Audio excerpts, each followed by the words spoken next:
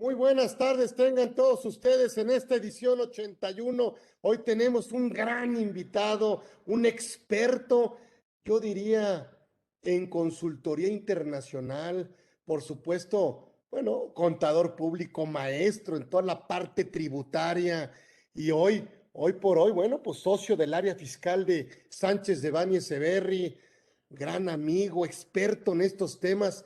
Por supuesto, yo diría impulsor, creador, implementador en el área de la auditoría del SAT, en todo este tema de plataformas digitales y trabajó por más de 20 años en el Servicio de Administración Tributaria, donde ocupó pues diversos cargos, obviamente administración de fiscalización internacional, de central de fiscalización a grandes contribuyentes, fue evaluador de transparencia a intercambio de información fiscal en el Foro Global de Intercambio de Información Fiscal de la OCDE. Híjole, miembro de la IFA, miembro del Colegio de Contadores.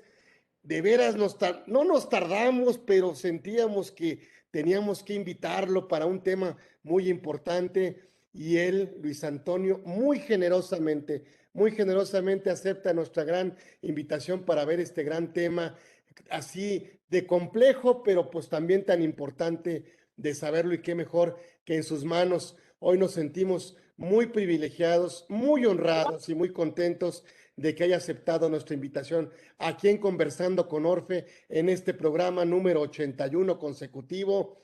Y qué mejor, créanme, aquí el maestro Luis Antonio González Flores está con nosotros para hablarnos de este tema y la verdad me encanta el tema. Tengo varias preguntas que quisiera irle haciendo, pero no quisiera quitarle el espacio y que me permita, la verdad, pues preguntarle estas reglas de tributación vigentes que graban, que no graban las plataformas digitales, estas nuevas disposiciones de este Pilar 1 y Pilar 2, solo aplicarán a estas plataformas digitales y algunas otras preguntas que quiero hacerle, pero no le quito más su tiempo y créame, no necesita tantas credenciales, ya tiene todas y la verdad es que un exfuncionario público de categoría, de nivel, ojalá que así tuviéramos. Él, bueno, se incorpora, por supuesto, a esta gran firma que es Sánchez de Báñez Eberri y él está con nosotros muy generosamente. Mi querido amigo Luis Antonio, gracias por haber aceptado esta invitación. Esta es tu casa, no vienes como invitado, vienes como anfitrión y yo me siento muy contento de que nos entregues este espacio para todos nosotros. Mi querido Luis Antonio, el maestro Luis Antonio, por supuesto, bueno, pues está aquí con nosotros Luis Antonio González Flores, aquí en Conversando con Orfe. Bienvenido, gracias amigo querido, es tu casa. Gracias. Muchas Platícanos, gracias, Carlos. platícanos de este tema, platícanos por Sí, favor. sí, sí. Claro que sí. No, antes que todo, muy agradecido por la invitación, muy agradecido por estar contigo conversando de este tema que ahorita entraremos en detalle. Para mí es un gusto y gracias por esas palabras, ¿no? De bienvenida y de presentación, ¿no? Y pues sin más, empecemos porque el tiempo es corto y el tema es abundante, ¿no? Y ahorita, como bien lo decías, Carlos, tienes varias dudas y creo que nuestro auditorio puede estar también con varios temas ahí que son interesantes en la regulación fiscal de estas plataformas, ¿no? Entonces, si podemos empezar un poco, preparé una presentación para que nos fuéramos ahí guiando, ¿no? Con este tema que ha sido todo un tema muy discutido a nivel internacional, ¿no? Y yo les diría, los antecedentes, pues justo ahorita ya estamos viviendo en esta digitalización de la economía, ¿no? Se pensaba en un primer momento que el tema como tal de la economía digital iba más enfocado a un tema de que poco a poco varias de las actividades productivas se fueran dando, ¿no? En una dinámica mucho más virtual y de este tipo de economía, pero ahora ya en nuestros días vemos que la economía ya está totalmente digitalizada, ¿no? Y con eso podemos ver casos ya muy reales y concretos. La evolución de este tema ha sido brutal en los últimos años. Con el tema de la pandemia se incrementó mucho más esta parte de la economía.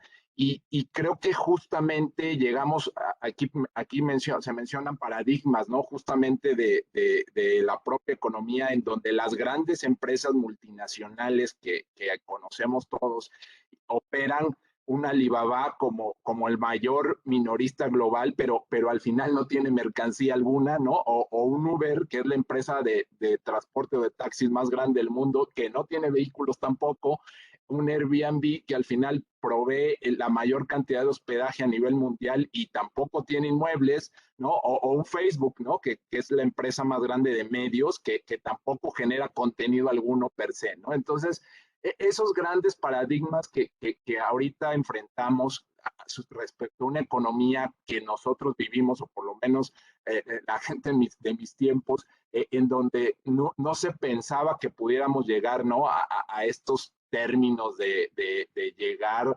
a obtener un objeto en tercera dimensión que nos los envió alguien desde algún lugar remoto en otro país, ¿no? Estas cosas que a lo mejor las veíamos en ciencia ficción y en películas, ahora ya son la realidad, ¿no? Y esta realidad, pues obviamente nos lleva a grandes problemáticas, no solo en materia fiscal, eso es cierto, ¿no?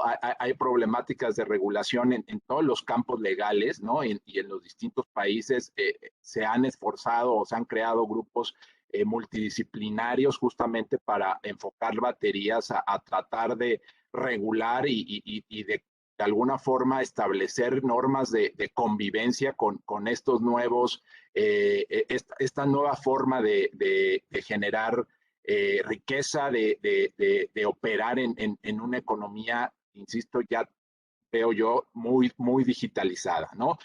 Y bueno, pues con esto involucra un tema de un gran valor a marcas que operan en este sector, ¿no? Un valor importante que refleja un valor a estos intangibles que sabemos en la mayor parte de los casos las marcas y todo lo que involucra ese know-how o desarrollo, pues son intangibles difíciles de valorar, ¿no? Y que representa ahí un importante recurso o una importante inversión de las empresas.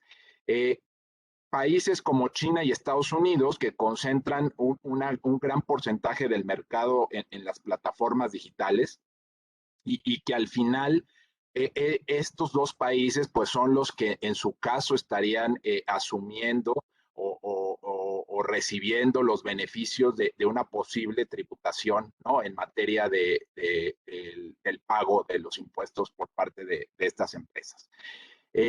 Las ganancias, aquí también es algo importante que se ha reflejado en los reportes de este tipo de empresas, en los reportes trimestrales de 2021 respecto a los resultados anteriores de 2020. Hay que considerar que hay un efecto aquí de pandemia, les decía, en donde obviamente pues este sector se incrementó en forma mucho más importante que el resto de los sectores que al contrario se deprimieron. Y vemos un crecimiento importante, ¿no? En estas utilidades que van desde el 40 y tantos por ciento hasta el 166% en el caso de Alphabet, ¿no? Entonces, son indicios en donde obviamente el tema de generación de riqueza y generación de utilidades, pues es algo atractivo para los fiscos, ¿no? Ahora vamos a ver un poco cómo lo ven, cómo lo tratan de abordar las autoridades fiscales. Acá, por ejemplo, tenemos los reportes de la economía digital en América Latina, ¿no? Ya ha concentrado mucho a la región y vemos un tema importante, ¿no? En cuanto a la generación de ingresos y de utilidades per se en estos países, México estando en segundo lugar después de Brasil, ¿no? Entonces, al final, el tema, decíamos, es un tema muy relevante para las autoridades fiscales poder regular y cobrar impuestos respecto a estos ingresos o estas utilidades que se están generando en el mundo derivado de la operación de estas grandes plataformas. ¿Cómo estamos en la actualidad? ¿No? Creo que este punto es el punto de partida para saber si conocemos cómo se tributa actualmente en el tema internacional respecto a rentas o utilidades empresariales ubicadas en las distintas jurisdicciones alrededor del mundo, ¿no? Y básicamente les diría, hay dos temas, ¿no? De tributación. Uno en el país de residencia, ¿no? Salvo cuando exista obviamente un establecimiento permanente y pues ahí se tributará y se atribuirá el ingreso correspondiente con la regla de nexo que está establecida en la mayor parte de las legislaciones de los países y a nivel internacional, a nivel de la OCDE. O también bajo una perspectiva de entidad separada y plena competencia, ¿no? El famoso sistema de precios de transferencia, de atribución de beneficios conforme a las reglas de precios de transferencia que actualmente están en vigor y también las están aplicando la mayor parte de los países alrededor del mundo. Esas son las dos formas, digamos, en cómo se puede estar atribuyendo este tipo de utilidades a los diferentes países. Sin embargo, el hecho de que solo existan estas dos formas, perdón, y si vemos el tema de la primera muy enfocado a una regla de nexo, concentrado en un tema de presencia física, lo que ha llevado pues es justamente a que este tipo de empresas que mencionamos ahorita al principio de economía digital, en donde no se requiere una presencia física per se, sino al final con un tema virtual se puede estar generando esta riqueza o estos ingresos, pues obviamente salen, ¿no? de estos dos grandes alcances que tiene la tributación internacional. Y por eso es que al final se hacen estudios y se reflejan resultados ahí respecto a cuánto se está dejando de pagar de impuestos sobre la renta relativo a estas utilidades que de alguna forma pues no tributan en los países en donde están generando esa riqueza o donde se está consumiendo ese tipo de productos o servicios virtuales, ¿no? Y hay reportes al respecto en donde los países con unas pérdidas mayores en cuanto a la recaudación de impuestos son Alemania, Francia, Hungría o Reino Unido, que están medidos alrededor de más del 20% de estas pérdidas, o México, que se encuentra entre el 8 y el 20% según los estudios y reportes que se han dado con el resto de algunos otros países, incluso el mismo Estados Unidos. Y decía, obviamente que esto lo que provoca es que justamente pues, las autoridades fiscales concentren mucho de sus esfuerzos en tratar de recaudar, ¿no? Y los impuestos relativos a este tipo de operaciones que van en crecimiento. Y ahí es donde justamente nos enfrentamos y los fiscos en particular se enfrentan a un tema muy importante de cómo regular estas operaciones. El trabajo justamente que la OCDE ha implementado ya desde hace varios años ha sido justamente concentrándose en atacar planeaciones agresivas y en particular en los últimos años enfocar la mayor parte de los esfuerzos a tratar de regular los nuevos principios de tributación internacional muy enfocados a este tipo de economía que es la digital, ¿no? Entonces, las características justo del análisis que termina siendo la OCDE, pues justamente consisten en esto, en un tema de una baja presencia física con un gran volumen de ventas, ¿no? En países donde se realiza el consumo, un tema de facilitación de la conectividad en el país, ¿no? Porque gracias a todos estos medios, pues se hace mucho más, mucho más fácil de obtener productos o bienes, ¿no? Por medio de este tipo de plataformas digitales. Es claro una presencia económica en estos lugares en donde operan las plataformas digitales. Sin embargo, insisto, no es física, es un tema meramente virtual, pero desde luego que forman parte de la economía de cada uno de esos países. Un tema también muy concentrado, decía, ya lo mencionaba, de la parte de activos intangibles relacionados con la comercialización y la publicidad, el marketing, ¿no? De los productos o servicios que ofrecen estas plataformas. Y la gran complejidad, decía también, que representa evaluar y determinar este tipo de activos. Y obviamente un tema de participación de los usuarios también en la generación de datos y de contenido que es muy valioso para las plataformas, ¿no? Al final, nosotros se nos hace muy fácil, ¿no? Meternos a las diferentes redes sociales, a Twitter, a Facebook, etcétera, y alimentamos de alguna forma con nuestros propios datos o nuestro historial mucho contenido que es muy útil para diferentes empresas, ¿no? Entonces, eso también genera un valor importante que desde luego es en el que se basan muchos de los negocios o de la forma de operar de algunas de estas empresas que operan a través de plataformas digitales, ¿no? Entonces, estos aspectos son los que al final llevan a la OCDE, en un contexto de autoridades fiscales, poder definir y entrar un poco a tratar de grabar, ¿no? Estas operaciones en materia de la economía digital. Y si hacemos un recuento, yo mencionaba un poco cómo han sido los esfuerzos de la OCDE, ¿no? En lo que se refiere a esta materia.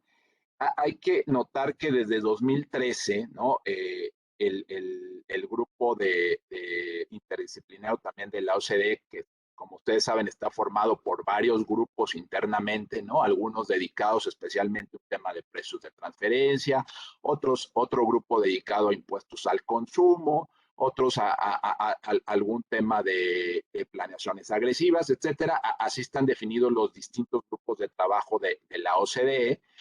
En un esfuerzo común de todos estos grupos de trabajo es que se empezó a diseñar este proyecto BEPS, ¿no? Que ya lleva muchos años en vigor y que ya muchos de los países, incluso México, ha implementado muchas de las recomendaciones y ahí es donde se empieza a abordar el tema en la acción 1 relativo a esta economía digital, ¿no? Derivado de eso, pues justamente ya a partir de 2016, que se termina el proyecto y el documento con los reportes de cada una de las acciones, empezamos a ver ya medidas unilaterales, ¿no? De varios de los países con relación a tratar de grabar, insisto, el apetito de los gobiernos y de los fiscos de poder llevarse una parte del pastel, ¿no? De estas utilidades que generan este tipo de plataformas, pues los lleva a implementar estas medidas unilaterales que si bien no era la recomendación ni la idea del documento de BEPS de la OCDE, porque justamente siempre estaba pensado en un tema de tratar de llegar a un acuerdo multilateral y homogéneo, ¿no? En la implementación en la mayor parte de los países. Insisto, ese tema pues fue un poco más lento en el proceso del diseño y los países pues ya con un apetito muy inmediato de poder llevarse estos recursos, pues empezaron a grabar, ¿no? Algunas operaciones. Tenemos casos justo de Reino Unido o algunos otros países en donde se establecen impuestos a ingresos transferidos, o el caso de la India, en donde establece el impuesto de igualación, que así le denominó, o el mismo Estados Unidos, que si bien sabemos, ellos al final, en muchos de los grupos de trabajo y en muchos del proyecto de BEPS lideró, ¿no? El tema de cómo empezar a regular esta economía. Veíamos que es uno de los principales participantes de estas plataformas, en donde residen estas plataformas o son originarias estas plataformas, y al final donde también se hace un consumo muy importante. Entonces ellos por su lado pues también establecieron ahí algún par de impuestos que también un objetivo muy importante de los mismos era tratar de gravar este tipo de utilidades, ¿no? El famoso GILTI o el BET, ¿no? Entonces, eh, estos esfuerzos, digamos, de la OCDE en tratar de llegar a un acuerdo global se aceleraron a partir de 2019 con un grupo ya muy específico de trabajo en el interior de la OCDE que se concentró justamente en en estudiar y en tratar de llegar a un acuerdo para llegar a este nuevo, yo diría, y es un tema ahí personal, pero es un nuevo sistema de tributación internacional, ¿no? Ahorita abundaré un poco de eso en el sentido de, ya no únicamente vemos un tema de tratar de grabar las utilidades de las plataformas, sino que al final involucra un tema ya mucho más allá, ¿no? Y así se establece el pilar 1 y pilar 2, que ya en julio de 2021 se estableció por 132 países dentro del marco inclusivo como un nuevo mecanismo que puede estarse implementando a nivel del mundo, ¿no? En general, de los países obviamente miembros del marco inclusivo como compromiso, pero al final creo que esto va todavía a sumar a muchos más otros países para que lleguen a un consenso que pudiera ser ya totalmente global, ¿no? En octubre de 2021 ya se establece también a nivel de los países miembros de la OCDE, del G20 y los europeos, como un compromiso respecto a los elementos principales de estos nuevos pilares.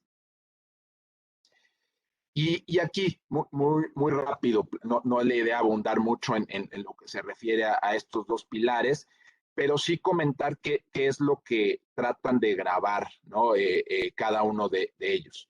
El pilar 1 al final lo que establece es un nuevo derecho de gravamen en economías donde participen, ¿no? Grupos multinacionales que no tienen una presencia física.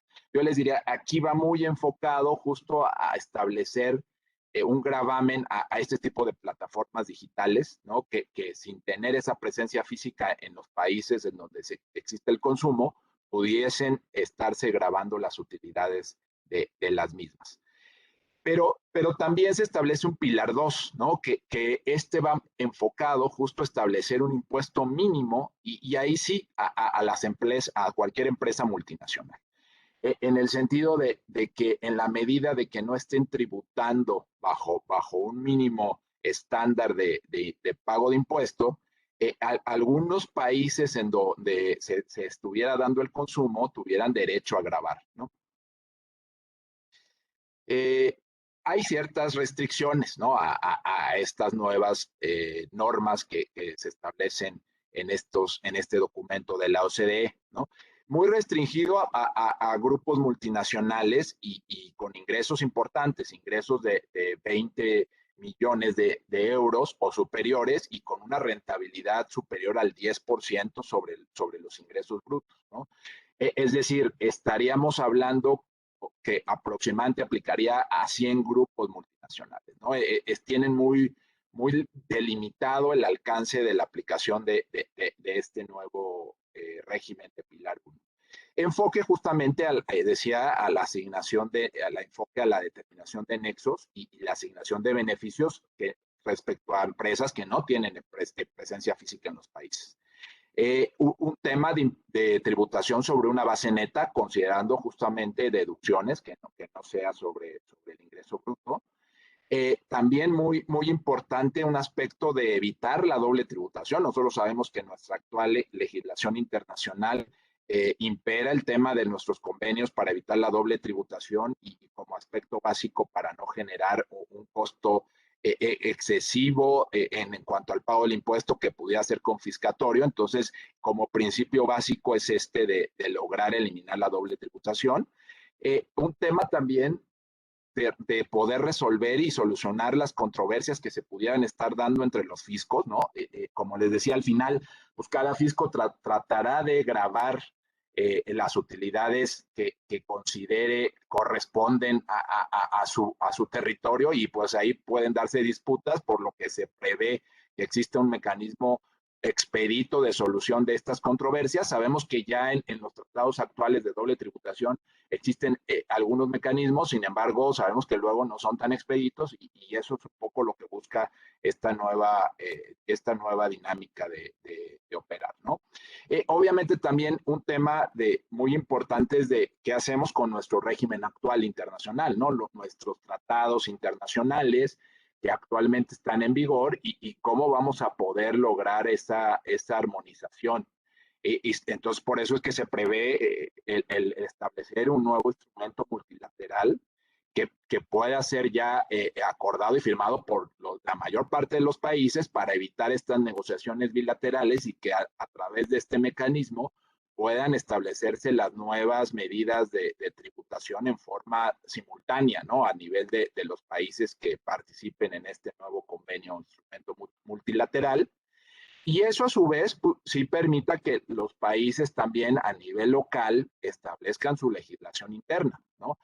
La OCDE está previendo que esto ocurra en 2023 y que se pueda estar llegando a lograr este cambio en la tributación, ¿no? Al mismo tiempo, y este último punto lo remarco porque justamente hay un compromiso a nivel de la OCDE de no establecer medidas unilaterales o impuestos digitales específicos en cada país, justamente para no generar distorsiones, ¿no? A nivel de la tributación internacional.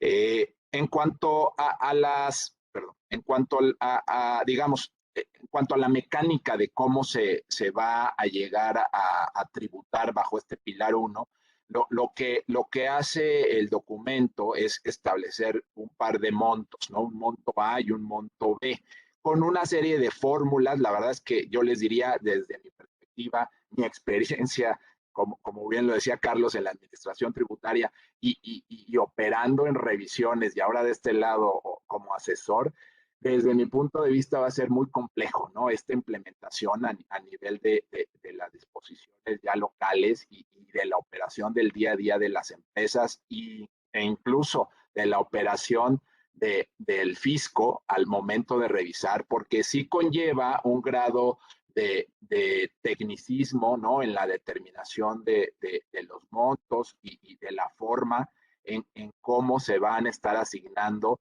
¿no? Estas utilidades y por ende el impuesto correspondiente con base a estas recomendaciones que está sacando la OCDE, ¿no? Muy enfocado, sin al final dejar el tema de precios de transferencia, pero sí hay unas nuevas fórmulas que te llevan a lograr que la asignación de los ingresos y los beneficios se atribuyan a las distintas jurisdicciones de una forma un poco distinta, llamémosle, o distinta de lo que veníamos nosotros conociendo con un tema de precios de transferencia per se, ¿no? Muy enfocado también a temas del consumo, ¿no? De dónde se da propiamente el consumo de servicios y de bienes. Y decíamos también limitado a operar en ciertos mercados en donde los ingresos brutos sean al menos de $1 millón, ¿no? Y en casos de los países chicos, pues sí habrá alguna excepción respecto al Producto Interno Bruto. El monto B, que también les mencionaba, pues es un tema justo también enfocado para lograr acá un poco determinar las actividades de operación de este tipo de empresas según los valores de mercado y en algún contexto también relativo a las actividades de marketing y de distribución, poder establecer montos fijos para de alguna forma hacer mucho más sencillo la atribución de este tipo de actividades en caso de plataformas que se puedan asignar a determinadas jurisdicciones, ¿no? En el pilar 2, lo que decíamos, pues se busca justamente esta garantía de tributación mínima y un tema de diferenciar e identificar los modelos de negocio que operan en la actualidad, porque pueden ser muy distintos y con características muy distintas en cuanto a la forma en cómo determinan sus propios resultados financieros y contables, ¿no? Y bajo esa dinámica poder entender cuál es la tributación adecuada, equitativa y proporcional, ¿no? Para efectos de que no se genere un tema que distorsione los principios básicos de tributación, que represente obviamente un tema de costos administrativos y cumplimiento los menores posibles y que al final haya transparencia y equidad, ¿no? En cuanto al pilar 2, ya se tiene un consenso de una tasa mínima global del 15%, y está previsto también tres reglas ahí importantes de cómo opera este Pilar 2 en cuanto a la forma de asignación de este impuesto respecto a las utilidades que se generan, ¿no? Una regla de inclusión de rentas, una regla sobre pagos subgravados, o sea, al momento que no se encuentren grabados, poder rechazar deducción respecto a esos pagos, o una regla de sujeción a impuestos, ¿no? Limitado a ciertos tipos de conceptos de pagos, como intereses, regalías o otros pagos de riesgo que no generan fuente de riqueza en los países de origen del pago, y que al final van conectados entre partes conectadas. Aquí es algo importante, no son partes relacionadas, es una definición que aún no termina de estarse incluyendo en la nueva, en el nuevo orden global, pero lo que se espera es que no sea el mismo concepto de partes relacionadas que nosotros conocemos, ¿no? Esto al final, bajo este tipo de pagos, la última, bajo una tasa mínima acordada del 9%. Al final, el tema del Pilar 2 es que aplique en un alcance de compañías con ingresos superiores a los 750 millones de euros, en donde habrá algunas exclusiones, algunas ya también familiares para nosotros en México, como un tema de empresas que tengan sustancia, ¿no? Y entendiendo por sustancia activo y personal, empresas también que se dediquen al transporte marítimo o aquellas que inicien actividades internacionales, ¿no? Que apenas estén iniciando en este mercado. Entonces, sí habrá que tener en cuenta estas exclusiones muy particulares y al final el tema es que ya en la actualidad hay 130 países que se han unido a este acuerdo y lo que se piensa o lo que se estima recaudar son más de 100,000 millones de euros, ¿no? Como resultado de la implementación de estas nuevas disposiciones dentro de los países. Entonces, yo les decía, al final, toda esta regulación va muy enfocada a la parte de renta, pero también hay un aspecto que desde un inicio, desde aquellos años que les decía de la acción 1 de BEPS, la OCDE también enfocó mucho de su análisis y de su estudio en el grupo de trabajo 9, particularmente, en donde tuve la oportunidad de participar, impuestos al consumo y impuestos indirectos. Y en ese ejercicio y en ese trabajo, en donde les mencionaba, tuve esa oportunidad de estar participando, había un tema muy grande, digamos, de los fiscos en empezar ya a grabar las operaciones que se hacían a través de las plataformas digitales, pero que estaba enfocado justo a estos impuestos, a los impuestos al consumo, ¿no? El IVA, el GST o un impuesto sobre ventas, ¿no? Los países miembros de este grupo de trabajo 9, en un contexto ya un poco también más extendido, no solamente a los miembros, sino también a países invitados como Brasil, la India, China, etcétera, se empezó a diseñar estas guías de la OCDE en materia de IVA.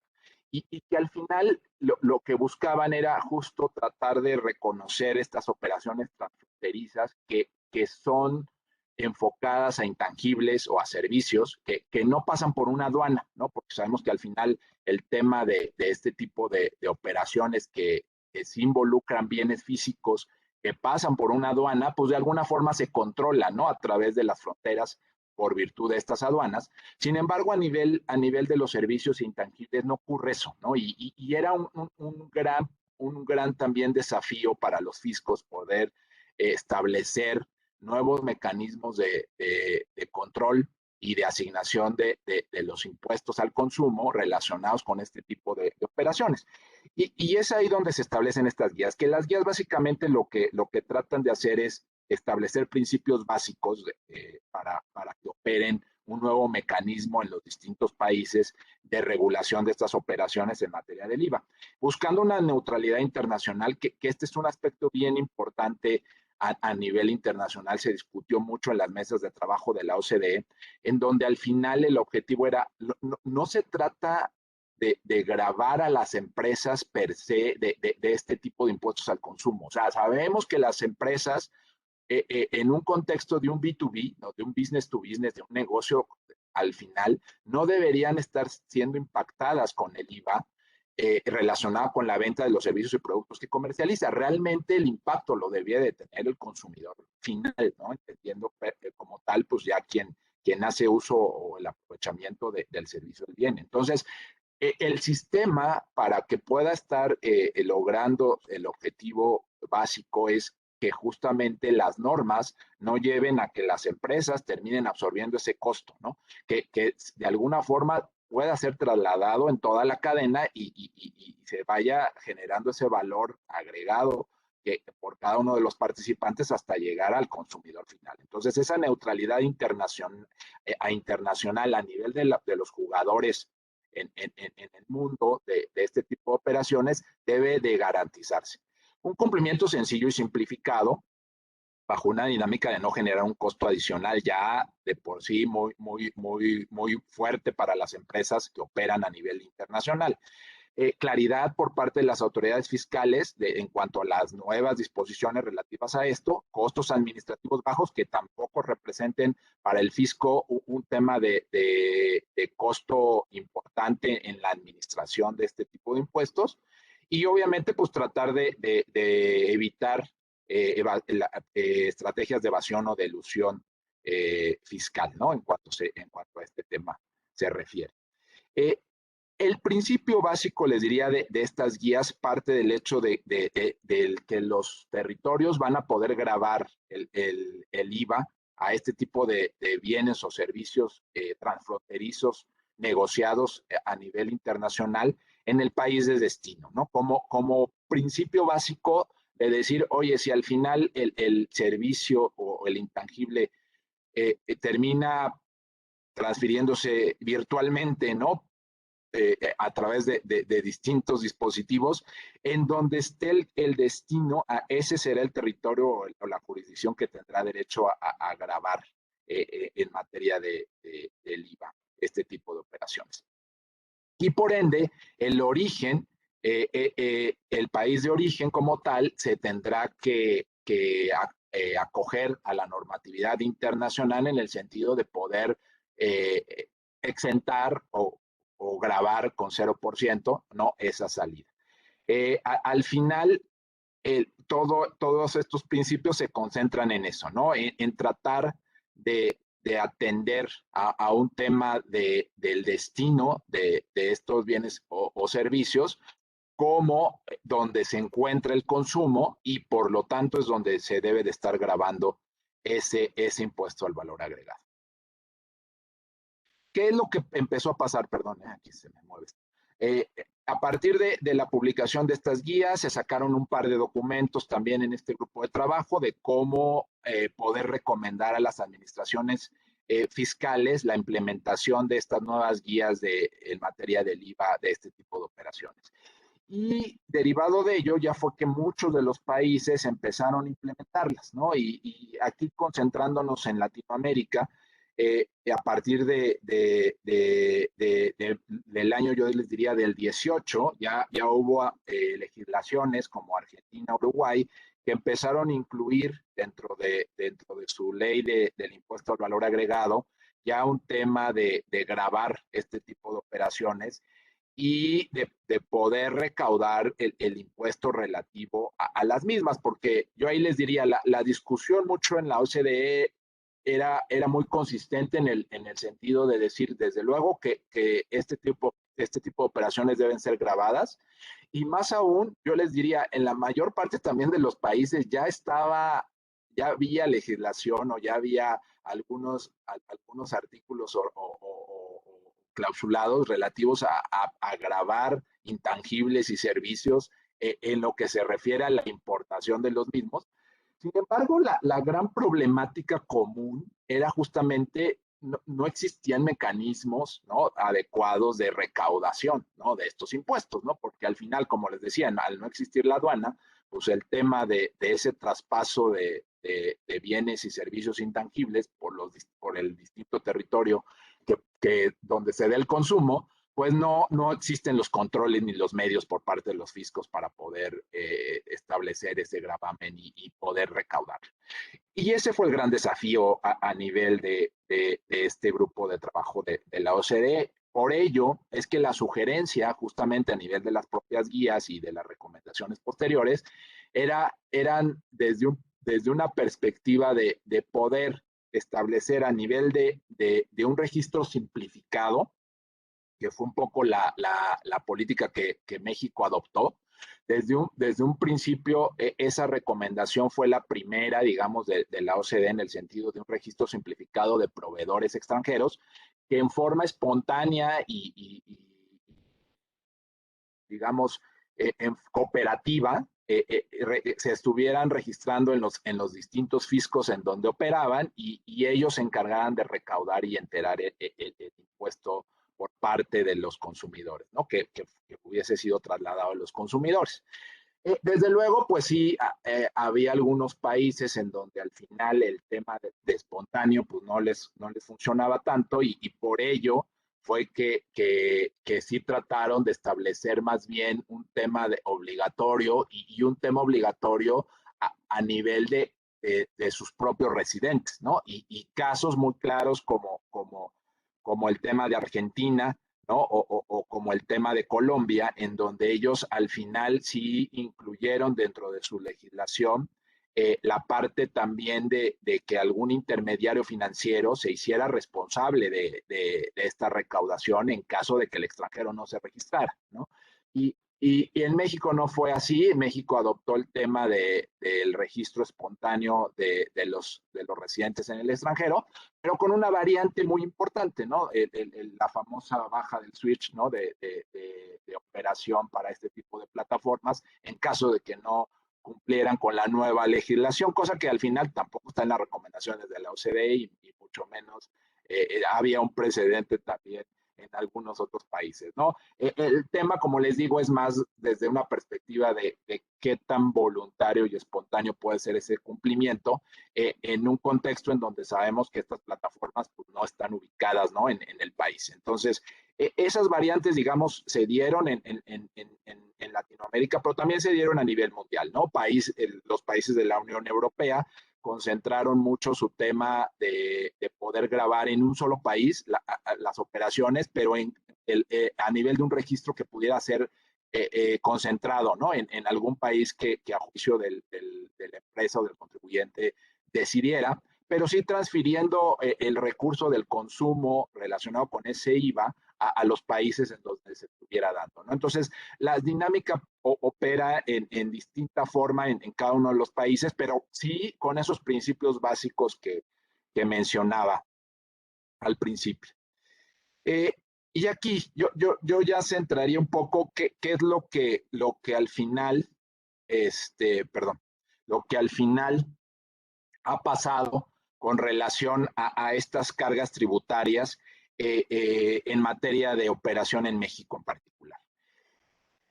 Derivado del contexto particularmente en materia de IVA y las recomendaciones de la OCDE en lo que se refiere a las guías del IVA o del VAT, del GST, lo que México adoptó fue justamente este sistema de registro espontáneo de extranjeros, pero aprovechando, y yo lo veo así, aprovechando un poco ese tema del contexto internacional de la recaudación del IVA, también hizo o utilizó, digamos, ese mecanismo para poder hacer recaudación respecto a los usuarios de las plataformas, ¿no?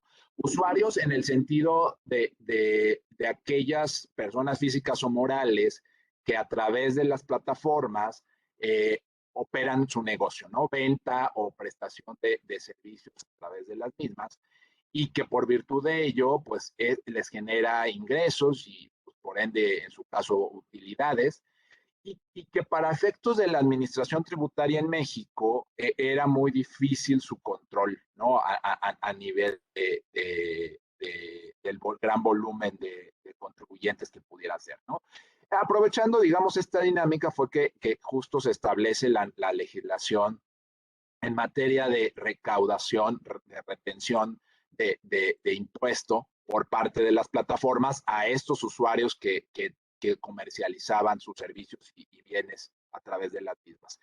Y a través de eso, pues establece la retención de ISR con ciertas características que están limitadas, que están establecidas, perdón, en las disposiciones en cuanto al porcentaje de retención que se les efectúe en materia tanto de ISR como de IVA sí en el contexto justo de la propia operación y recomendación de la OCDE, pero como parte de una obligación que las plataformas, a partir de la reforma, tendrán que estar cumpliendo, ¿no? Y con eso, si nosotros vemos la recomendación de la OCDE en el sentido de que la nueva implementación y ese apoyo que van a hacer las plataformas en la recaudación del IVA sea lo menos costosa y gravosa tanto para las plataformas como para el fisco, pues en realidad sí se convierte un poco en solo deseos, porque en la práctica al final terminó siendo sí un costo importante para estas plataformas establecer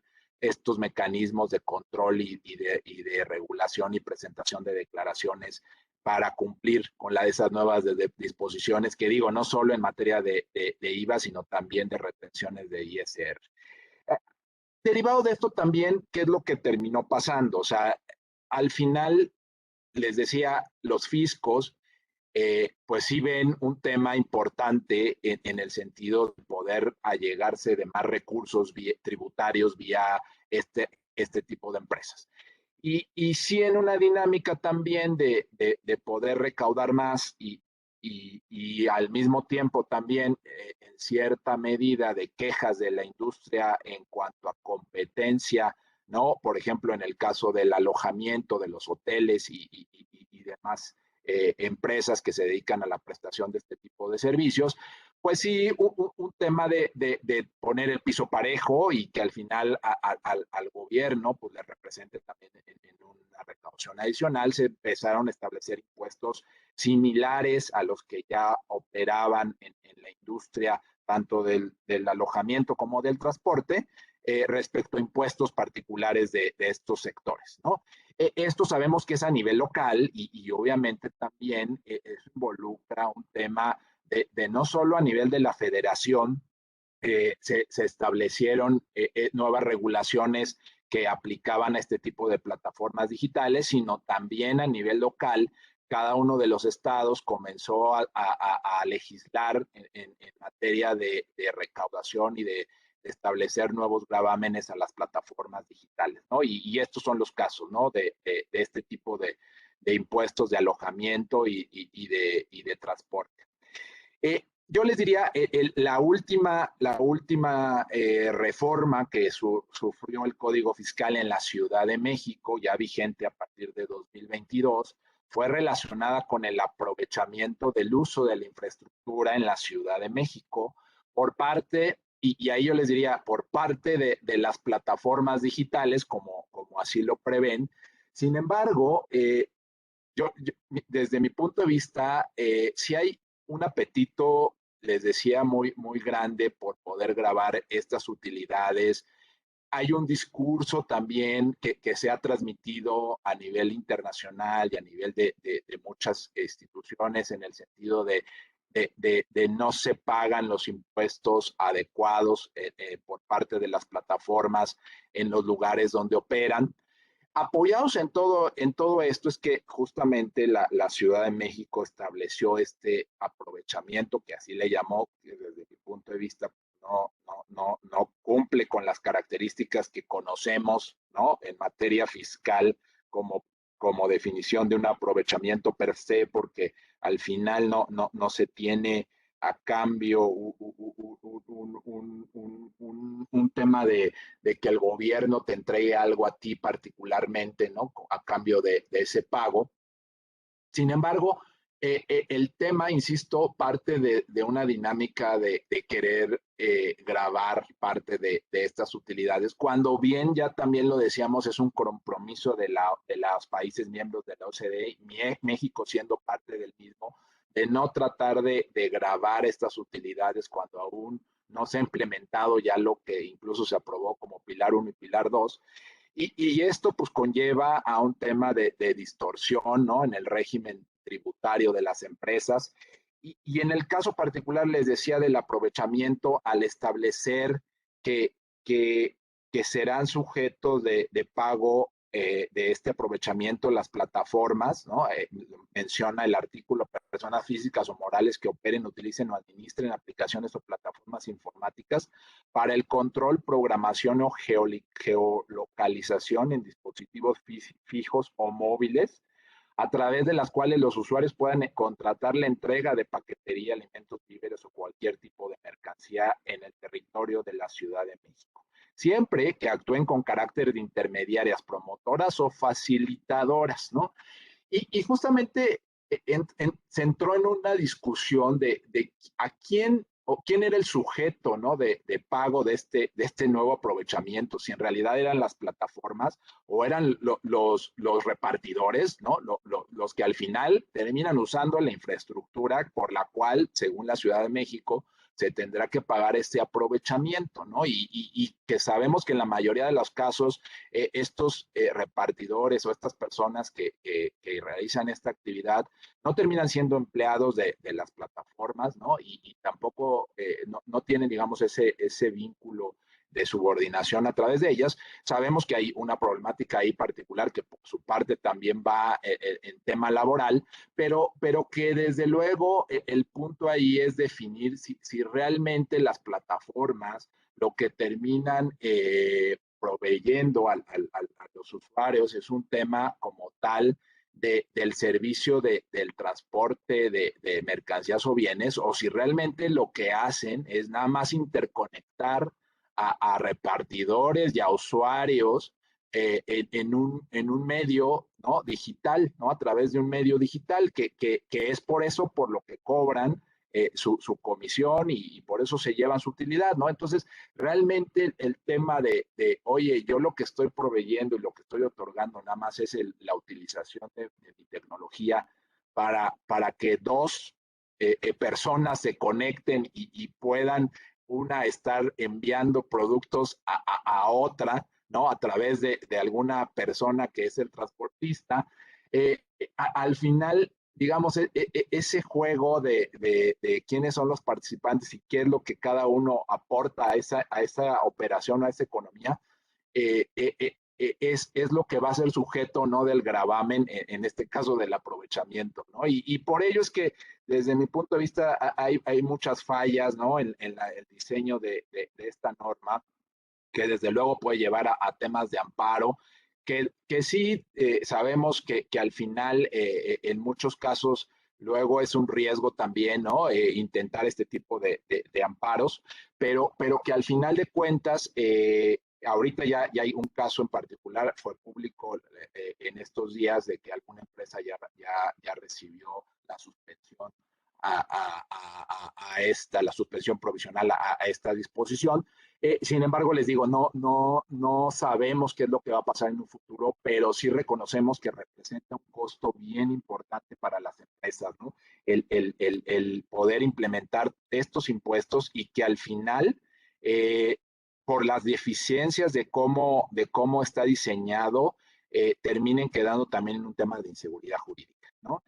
Y ya por último, comentarles algunos otros casos también de estados como el de Guanajuato, ¿no? En donde también en esta misma dinámica de querer grabar utilidades, pues se establecieron también ahí algunos impuestos al transporte terrestre, al de hospedaje y al de enajenación de bienes, en donde hacen un tema de operación ahí particular en el estado, grabando a las plataformas que operan en el mismo con este tipo de servicios o bienes intangibles y que al final lo que hacen es generar, pues digamos, esta parte de no ser consistentes a nivel federal con la parte estatal y obviamente en un costo y una forma de desincentivar la operación de las plataformas digitales con las correspondientes consecuencias para los usuarios, porque hay que tener en cuenta que muchos de los usuarios de estas plataformas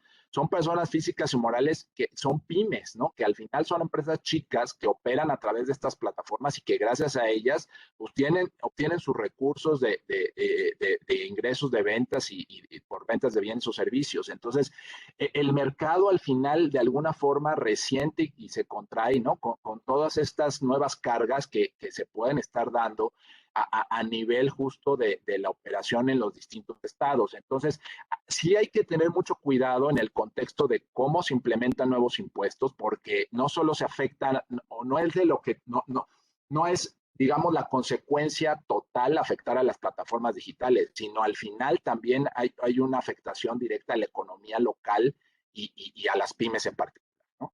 Y creo que con esto terminaría mi presentación y dejaría a Carlos, por favor, que pasemos algunas preguntas a lo mejor, ¿no? No, pues cuáles preguntas, ando tomando clase, hombre, con este tema tan complicado, tu dominio, mi querido, ay, pues mi querido amigo, pero bueno, yo no sé, a lo mejor, por supuesto me corriges, siempre me vas a corregir, pero pues es el futuro de la recaudación, o sea, yo creo que de aquí, ¿no? Los países se van a ir beneficiando, ¿no? Yo creo que, porque pues ve, se está convirtiendo todo en digital, ¿no? Este tema de plataformas, pues yo creo que si lo vamos perfeccionando entre fiscos, entre gobiernos y vamos aceptándolo entre ciudadanos, pues yo creo que pues vamos a tener que empezar a acostumbrarnos y también empezar a checar el cumplimiento o la interposición de juicios. Sí, O sea, exactamente. o como dicen, o le entramos, ¿no? O sea, o no, así decía mi mamá decía, o le seguimos o nos divorciamos. No hay más. O sea, Así es, esto Carlos. ya no puede ser como está. O sea, o le seguimos por esta parte o nos divorciamos. Y yo creo que este tema de este panorama que nos acabas de dar, por supuesto, magistralmente, con toda tu experiencia desde el sector público hasta ahorita en todo este tema de la iniciativa profesional en la cual, por supuesto, representas esta firma tan grande como es Sánchez de Bani y los clientes que, por supuesto, bueno, que son los dueños o tienen todo este tema de las plataformas digitales, pues se van a ir creando, por supuesto, no me queda duda, todos estos derechos, aprovechamientos, llámale como quieras, a cargo de estas plataformas digitales, en estas legislaciones locales, que es una forma de recaudación, me parece pues ¿qué te gusta? Fácil, expedita, rápida, rentable. ¿Cómo te gusta? O sea, me parece que es un vehículo, una oportunidad para que los gobiernos de los estados se hagan de recursos del mercado local que por supuesto están utilizando todo esto. Y bueno, y regulamos el cumplimiento o simplemente no lo aceptamos e interponemos los juicios. ¿Qué te parece? Sí, no, totalmente de acuerdo, Carlos. Yo te diría, a ver, sí es parte del compromiso de poder tener legislación clara y muy definida que les dé seguridad a las plataformas y a todos los participantes de este tipo de economía que ya es la que traemos. Les digo, ya no veo, como tú también lo dices, no veo una vuelta atrás, ¿no? De esta nueva realidad. Y eso creo que es el punto, ¿no? En la medida que no esté tan claro y que genere ahí distorsiones y posible doble tributación o efectos que no son los adecuados, pues creo que sí, desde luego las plataformas y los participantes de estas mismas podrán ahí interponer algún medio de defensa, algún juicio y demás, justamente con la idea de que pues sí se regule en forma adecuada, ¿no? Creo que a nivel mundial ya estamos en eso y ya difícilmente alguien podrá ahorita decir, no, ya no quiero pagar impuestos impuestos relacionados con este tipo de operaciones, pero que esos impuestos sí vayan acorde, digamos, a lo que internacionalmente pues se está firmando y se está llegando a acuerdos, ¿no? Entonces creo que ahí es donde va a estar el reto y pues vamos a ver cómo en 2023, que es el compromiso de la OCDE, de que los países, incluyendo México, pueda establecer este nuevo régimen internacional